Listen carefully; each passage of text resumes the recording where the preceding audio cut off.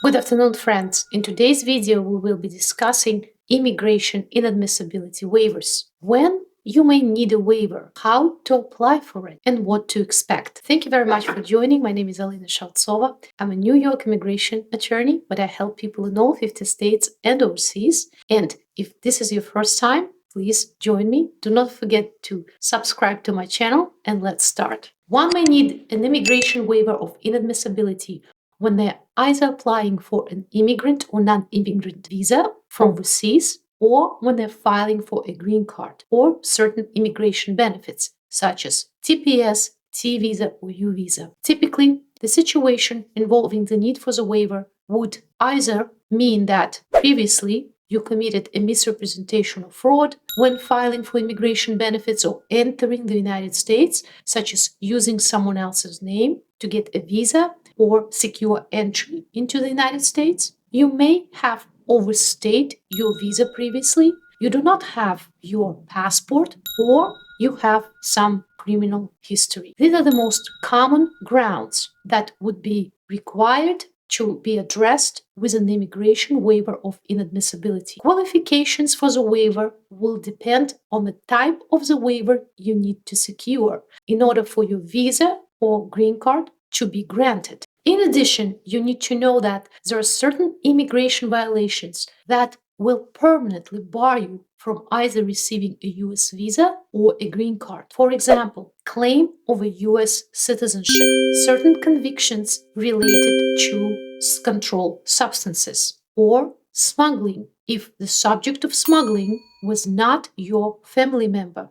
When to submit for the waiver of inadmissibility is determined by the process you're going through. If you're filing for the visa from overseas, you're typically going to submit for that waiver either together with your visa application and the interview when we're talking about non-immigrant visas, or after a consul decided that you are inadmissible. If you're filing for a green card in the United States, typically, you will be filing your application for the waiver together with your adjustment of status package.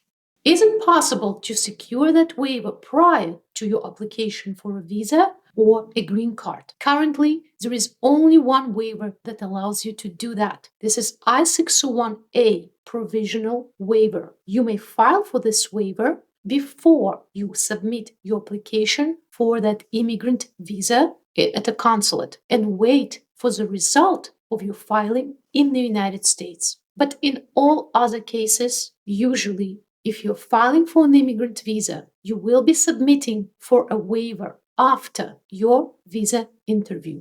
How to qualify for the waiver of inadmissibility? Well, the actual qualifications, as mentioned before, depends on the type of the waiver you will be filing for. In most case scenarios, you will need to have a qualifying relative. It is a term of art, and for each specific waiver, that qualifying relative may be a different person. For example, for most I-601 waivers, only your spouse or your parent who are U.S. citizens or green card holders would qualify as qualifying relatives, to whom you will have to demonstrate extreme hardship in case that waiver is not granted. But for some waivers, you can show hardships even to yourself.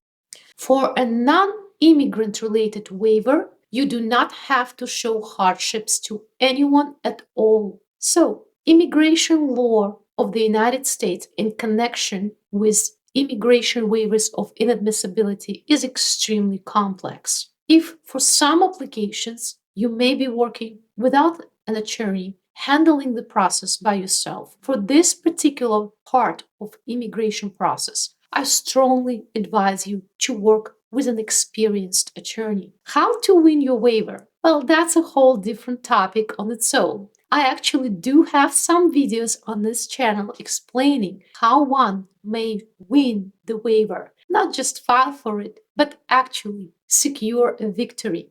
An application for a waiver would typically involve something I call a life story. Your explanation as to what went wrong, how your presence in the United States will remedy that wrong, and how your qualifying relatives will benefit from your presence in the United States. In addition, the application must be filed together with other supporting documents, such as financial records, records of emotional distress that your qualifying relative is going through, and other evidence helping you to establish equities in your favor. You may find more information on various waivers of inadmissibility and how to qualify for them on our website, shautsova.com. If you need a thorough consultation tailored to your specific needs, please reach out and book it with my office by calling 917-885-2261. Thank you for watching, and I hope to see you soon.